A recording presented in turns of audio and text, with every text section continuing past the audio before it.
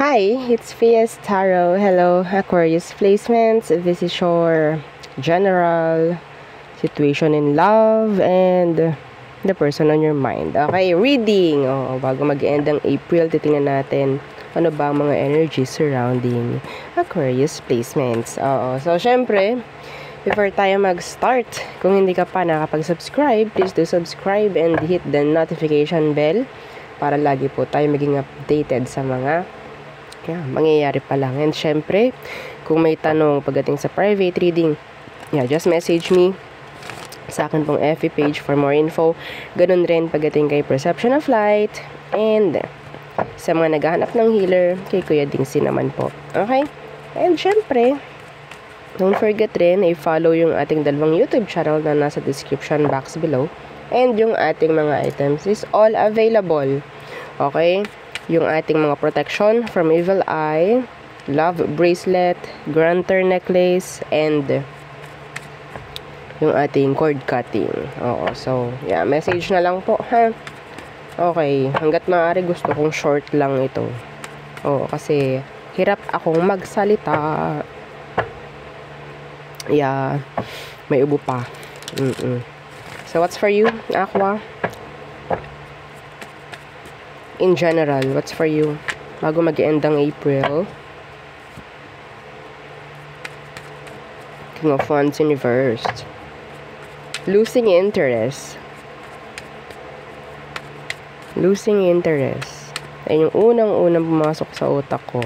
Ano yon? The Hanged Man. This is being bored.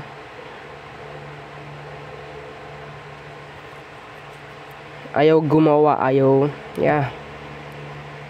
Stuck sa cycle, some of you. Yung iba sa inyo, kailangan yung may gawing bago. Okay?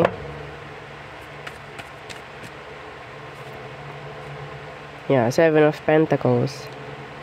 Yung parang mapapaglaanan ng sabihin nating bago. Like, makakapag-invest ka sa iba.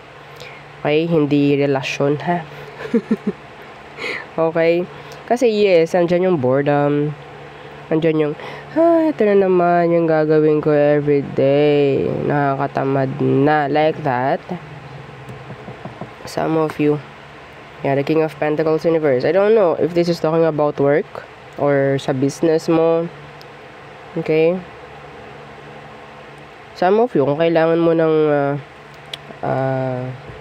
time freeze, no? Kailangan mo muna ng time out. Do it. Okay? Seven of Pentacles. Kailangan nyo mag-recharge. Some of you.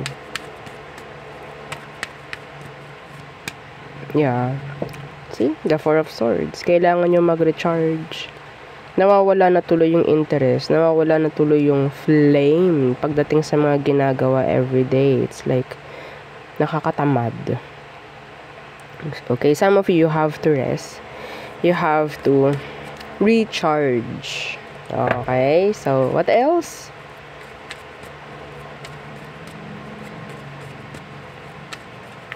Okay.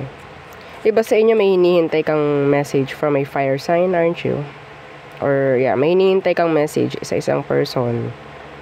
And wala nang nangyayari, kundi hintay ka lang ng hintay. Hindi ko nakikita magme-message back ito or kung ano man ang gusto mo from this person na hinihintay mo, hindi niya ibibigay hanggang end ng April. Four of Wands reversed. Five of Swords. I'm hearing decluttering,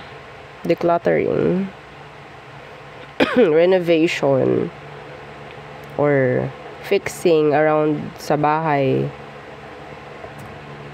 Okay? The Eight of Pentacles. Some of it, this is sa workplace.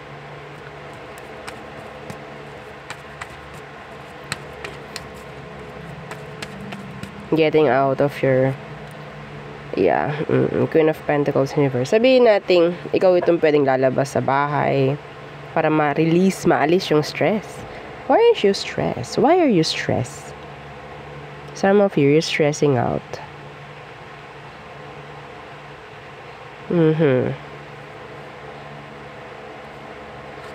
Kung parang sinasabi ng katawan mo magpahinga ka, time out muna sa trabaho or what, do it. Okay? Alam niyo yun, yung parang kailangan mo munang umagwat-agwat sa ginagawa mo everyday. Para hanap-hanapin din ng katawan mo. No? Kasi kapag araw-araw talaga, yeah. Sa totoo lang. Okay? May kailangan yung katawan mo. Yeah, this is deep. This is deep.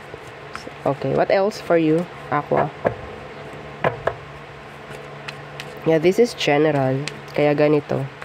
So, ilagay nyo na lang kung saan pwedeng mag-fit yung energies. Hierophant in reverse. The Ten of Cups in reverse. There's this situation, pwedeng relationship to, na hindi na nag-workout. May madadrop.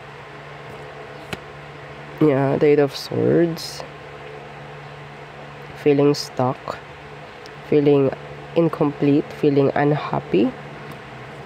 Sino yan? Oh, the Ace of Swords. Some of you, this is pwedeng merong mangyaring legal na pag-uusap. Or some of you, parang kailangan yung i-voice out. Yung mga kailangang i-voice out. Okay? If there's this issue na talagang nakaka-apekto sa'yo, meron kang kailangang sabihin. You don't need to be silent. Okay? So, may chance na pwedeng may mag-express ng mga, kung ano man, mga kailangang express, sabihin, tungkol sa isang issue. Sa isang sitwasyon na hindi na okay, maybe, hindi na tama, hindi na healthy, some of you. Okay. So, next, situations in love. Anong meron? Let's get to situations for Aquarius. Oops. Magician in reverse. Six of Cups in reverse. I'm hearing manipulation. May na-trauma. Somebody from your past is bitter, mad at you. The Sun. They're angry. Some of them, they need something like the justice pagdating sa situation. Some of you, hindi nila matanggap kung anong meron. Okay, somebody here is living sa isang, sabihin nating hindi totoo. Somebody is telling lies. Parang, yeah, I don't know.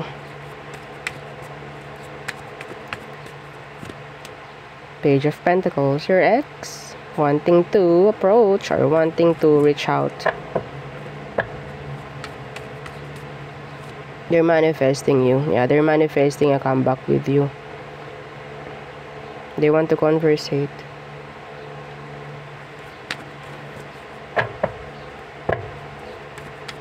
I think. Yeah. And I'm seeing some of you responding or replying. A conversation na pwedeng mangyari bago mag-end ang April for you. Okay, the Page of Wands. Some of you, you're interested in, sa iba. Okay? And kung sino man to, feeling nila is parang, okay, this is like the final nail, putting the final nail sa coffin. Parang ganyan, like the Nine of Cups is in the reverse, so it's like unfulfilled. Ang laki ng panghihinayang if ever. A conversation na pwedeng mangyari bago mag-end ang April. Meron ditong mababot hurt, no? Meron ditong, yeah, may masasaktan dito. may masasaktan dito, may some of you, this is not for all, may magko-curse dito. Okay? Whether they know it or not, I'm seeing here, evil eye. Kasi hindi matanggap. Ayoko na kasi meron na akong bago. Or ganto ganyan. Mag-ayos na lang tayo, okay na tayo ng ganto ganyan. Yeah.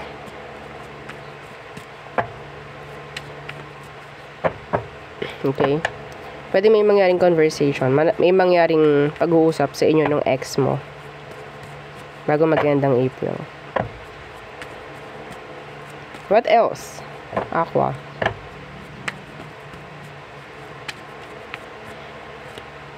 The Lovers. Gemini. What's with that, Lovers? Ten of Wands inversed. Why?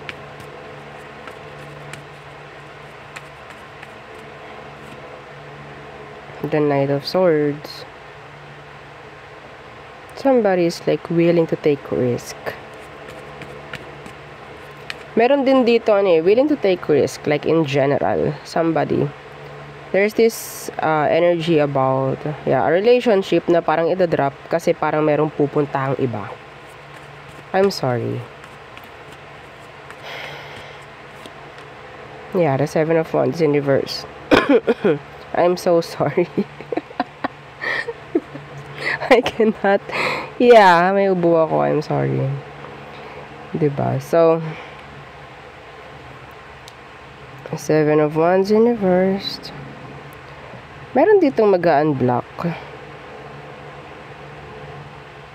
Magiging open. Anyway, sandali lang. Ang dami ko nakukuha ng energy. Kunin ko yung last na card. Yeah. The Three of Swords in reverse. May pagpili pong mangyayari bago mag-end ang April. Some of you, you're in a third party connection. Meron na pong mangyayaring pagpili bago mag-end ang April. Merong pipilian at merong iiwanan. Yeah. Okay. Meron nang makukuhang answer. Yeah. And I think this is selfishness.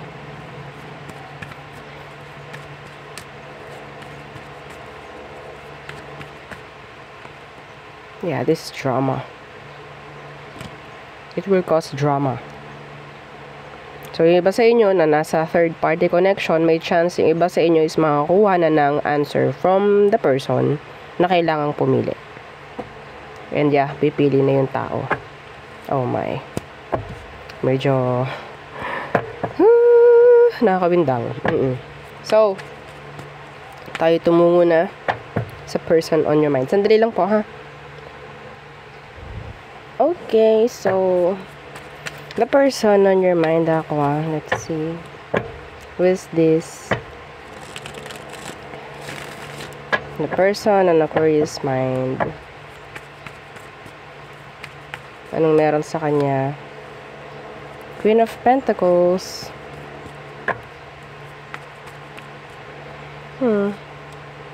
Death in reversed.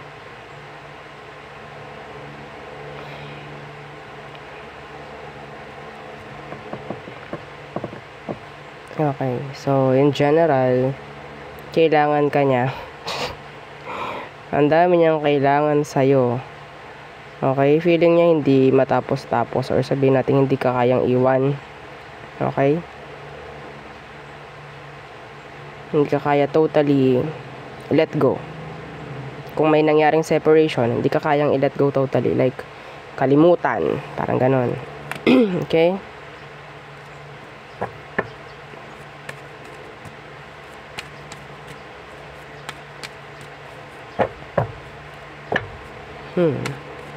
Tingnan natin, ano bang meron sa sitwasyon?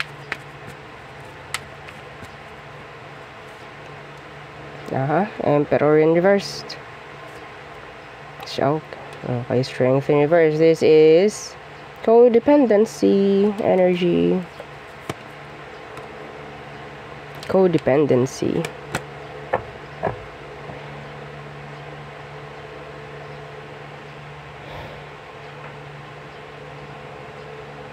So, parang nagamit ka ng taong to, Aqua. Hindi naman sa nagpagamit ka. Sa tingin ko talagang giving ka lang, no? Talagang generous lang yung iba sa atin, sa inyo. And open, vulnerable. Kaya siguro ganito. Hirap tong taong to kung may separation sa ngayon. Okay? So what is their emotion right now? Wala itong gagawin, wala itong ginagawa. Wala siyang plano or balak na ayusin to. Kasi pwedeng ang iniisip niya, ikaw yung gagawa ng way. Oops! Medyo malabo yun para sa ibang mga Aqua. Di po ba? Let's see. Isang malaking pagkakamali ang ginawa ni person. Let's see. Anong emosyon niya? The Ace of Wands in reverse. And yeah, the Moon. So, nandito na. Nakikita na natin ang sabihin nating namumuong panghihinayang. The Ten of Pentacles in reverse. The Fool in reverse. Nangihinayang na to. Okay? Nandiyan na yung kalungkutan niya kasi pwedeng yun nga walang nangyayaring new beginning sa inyo or pagbalikan. The Ace of Wands in reverse. Some of them, they awake at night thinking of you. Some of them, they're thinking of you sexually. Inisip ka nito. Yeah. They're longing for you. Okay, aching, crying. Pero hindi nila papakita yon. Okay. Paparamdam nito coldness. What is their next action? Wala. The Knight of Pentacles. Slow to no action. Yeah, the Chariot in reverse. Wala po. Holding back. Holding back communication. Pero sabihin ko, alam ng taong to kung anong gusto niyang sabihin, pero talagang kinikim-kim na lang niya yon. Okay, the Seven of Swords. They're stalking you. Yeah, they're wanting you. Andun yung parang, yung energy ng person is lumalayo. Okay, lumalayo siya. Ina-avoid ka, pero kinakailangan ka niya. Yes, ganon yung energy ni person. Ego and pride. Ego and pride. Pinagsama pa.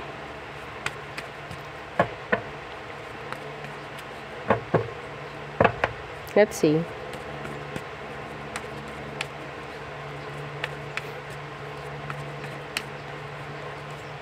Potential outcome. Agad-agad. Oh, the Sun. What's with that?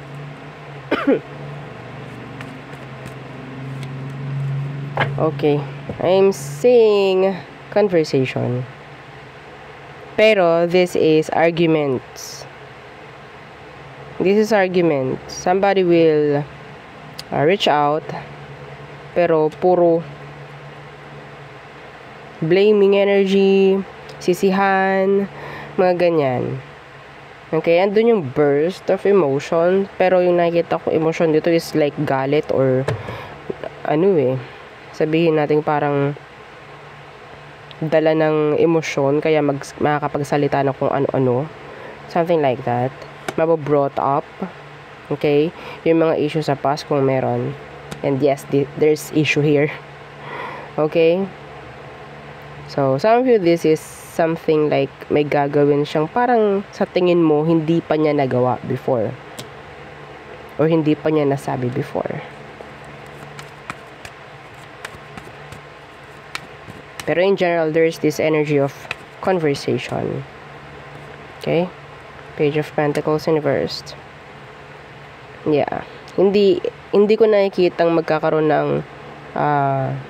improvement or progress sa mangyayaring conversation na to kasi yeah, the Page of Pentacles inverse parang sa simula lang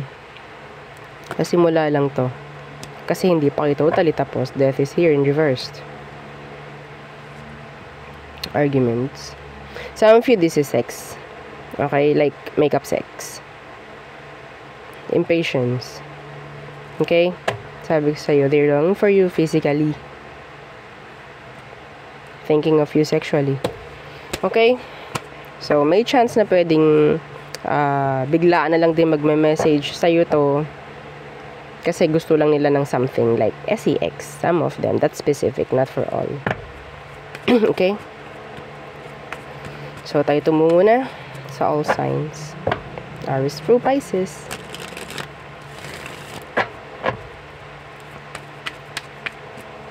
Aries, they want your attention. Taurus, waiting for you. Sitting and waiting for you. Gemini, inconsistent. Cancer, they have sneaky actions, parang ganyan, sneaky plans, sneaky behavior. Some of them, they're telling lies. They have secrets. Leo, they're cold and detached. Virgo, they're waiting for you. Libra, they want reconciliation if ever. Pero kung kasama mo na yan, gusto ka lagi nakikita nito, nakakasama. Scorpio, acceptance. Sagittarius, they're manifesting you. Capricorn, they want to say sorry pero parang feeling nila ikaw yung dapat mauna. Aquarius, they're being needy. Okay? Some of you, itong Aquarius na to is merong aalisan. Which is isang connection na pwedeng hindi na consistent. Next is Pisces. Hindi na nila nararamdaman yung intense connection na meron sa inyo. Okay, there's this like issue, maybe trust issue, mga ganyan. So there, yun ang aking reading for you, Aquarius placements. Again, please don't forget to like, share, and subscribe, and follow our FB page. Thank you. Bye.